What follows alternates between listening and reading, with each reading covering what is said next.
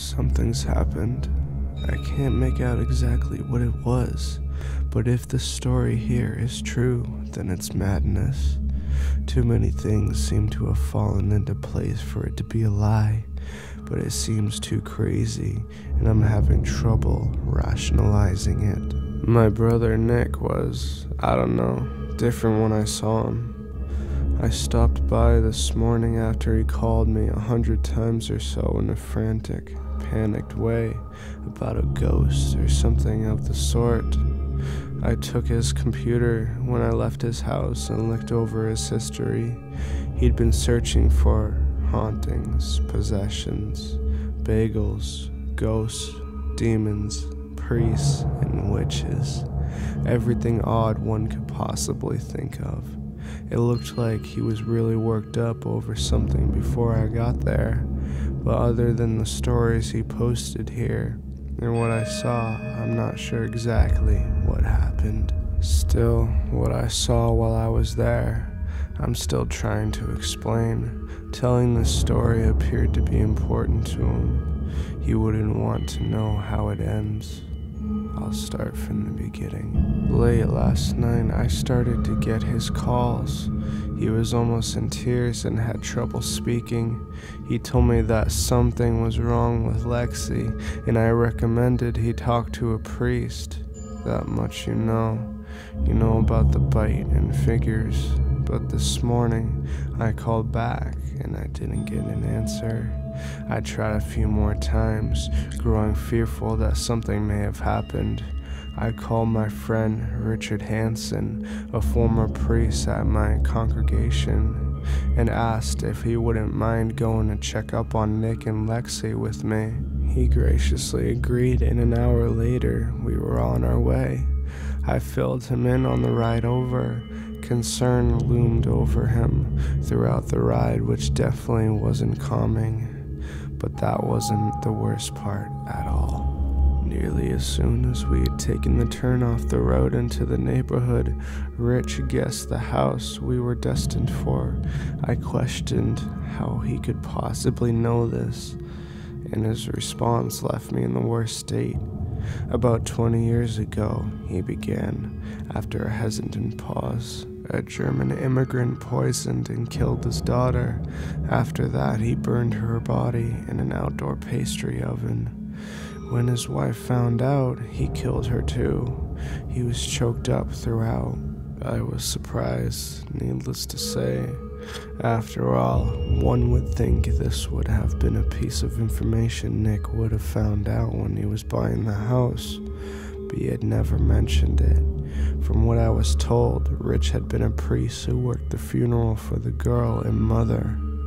He went on to tell that the father, only a day later, had somehow accidentally contaminated his breakfast with the same poison he used to kill his daughter, and drove into oncoming traffic when it kicked in, taking 2 more people with him. Rich confessed a haunting would be almost expected with a crime of the sort, and was fearful of the possibilities left ahead, but I urged him to continue. We arrived at the house at 9:42 a.m. The blinds had been pulled shut and Nick's car was parked on the street out front. I led Rich to the front door and knocked twice, fairly loud. No response.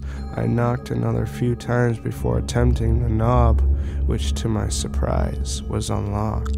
Inside, just out of reach of the sunlight, stood a remarkable dirty young Lexi. Her skin was covered in dark dirt, and her eyes were glowing red. At the end of the room, I could just make out the top of the stairs. A light shined from the top. Dear God, what devil is this? Rich muttered, audibly trembling. Nick, I yelled louder than I had meant to, as I too had become quite scared. There was no response. I inched my way closer to Lexi, slowly as humanly possible, her eyes following mine like a machine as she wildly cocked her neck from side to side. Only when I stopped I could hear her grinding her teeth, something that must have resulted in immense pain, but the girl didn't look like she cared whatsoever. Are you here to play too? Her voice was not the same as I remembered. In fact, I wasn't sure if it was hers at all. Something had taken her. Where is your dad? I asked, dropping to a knee in the front of her. She smiled in such a manner that I thought I would be sick. The look on her face seemed old and jaded, a dead look in her eye, and a forced grin struggling to counter. Lexi didn't respond. Rather, she turned and began to walk away towards the stairway on the other side of the room. I stood to follow, but Rich's words caught me. I'm sorry. I can't follow you inside. His sudden change didn't come as too much of a surprise to me. Honestly, I felt the same way. There's just too much evil here, he said. As I turned around, she was gone. I pushed on, searching around me for where she might be hiding. I knew that house wasn't the place I wanted to be, and every shred of my existence was screaming to turn back. But I had become to believe Nick was in danger. He was alone, and he asked me to help. I made it to the stairs and glanced down to catch the right footing on the first step. When I looked back up, Lexi was there, directly in front, just a few steps, with that same evil smile sketched over her face. She stood, staring for a moment, then with a push, she leaped at me. I lost my footing and fell backwards, hitting my head on the ground behind me, but the shock wasn't enough to keep me from the incredible pain of her teeth ripping into my chest. I grabbed Lexi by the torso and threw her over to the side.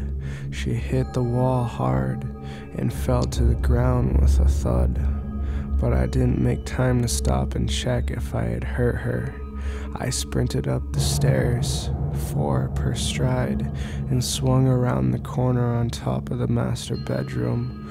The door was closed and braced from the other side, but a light shined from inside, beaming out on all 4 corners in the dark. I pounded on the door relentlessly and screamed for Nick to open, but Lexi was already behind me, giggling. I turned to face her, but as soon as I did, the door opened and the light it freed made her scurry away like a scared animal. Max, a weak voice asked as I was pulled inside. Another voice I didn't quite recognize. Nick, what the hell, was all I was able to stutter. But this wasn't Nick, at least not entirely. Nick had the same red eyes as Lexi, but his skin wasn't darkened like hers. Instead, he was blistered and bloody. A coat of sweat had drenched him, and the dark rings formed under his eyes. She won, he smuttered with a shrug, pacing around frantically. I tried to help, but he looked up sharply. You have to go now. I begged him to tell me how to help, but he wouldn't hear it. He only pushed harder and harder for me to leave, but I didn't want to go back outside the room. The thought of the space between here and outside shook me, but he was insistent. He assured me that he could safely get me out of the house, but kept implying that he wasn't going. I grabbed his computer from his desk, thinking that it may hold some sort of secrets. And after much discourse, he agreed to leave. He opened the door and pushed me through it. Lexi was waiting. Behind me, a strong, simmering light shined, suddenly accompanied by a comforting warmth. I think I know what the cause was at that point, but I didn't turn to look, keeping my eyes locked on Lexi as she retreated at our pace. She seemed afraid of the light that worked like a shield, keeping her at a safe distance as we moved. I saw the door, and as I passed the last step, sprinted out of it, stumbling onto the ground outside. Only then did I look back to see the source of the light. Nick had, at some point, erupted into flames behind me, causing the light that forced the girl away. Nick looked back at me, and as red in his eyes faded, he began to scream in pain. The door slammed shut, and soon the house was engulfed. Soon after, the police and firefighters arrived, and I did my best to tell them what had happened without sounding crazy, but there just wasn't a story I could tell them, so I tried not to speak. As I sit in the lobby of the downtown police station, I feel feverish and sweaty. The realization that my only brother is dead is starting to sink in. And from what I've read here, simply isn't a good reason why. The shadows are everywhere when you start to look at them. I'm starting to blister. I think that it's my turn to die. If you like this video, be sure to hit the subscribe button and hit the notification bell beside it and select the box. This way you will be notified by any new videos. Thank you for watching.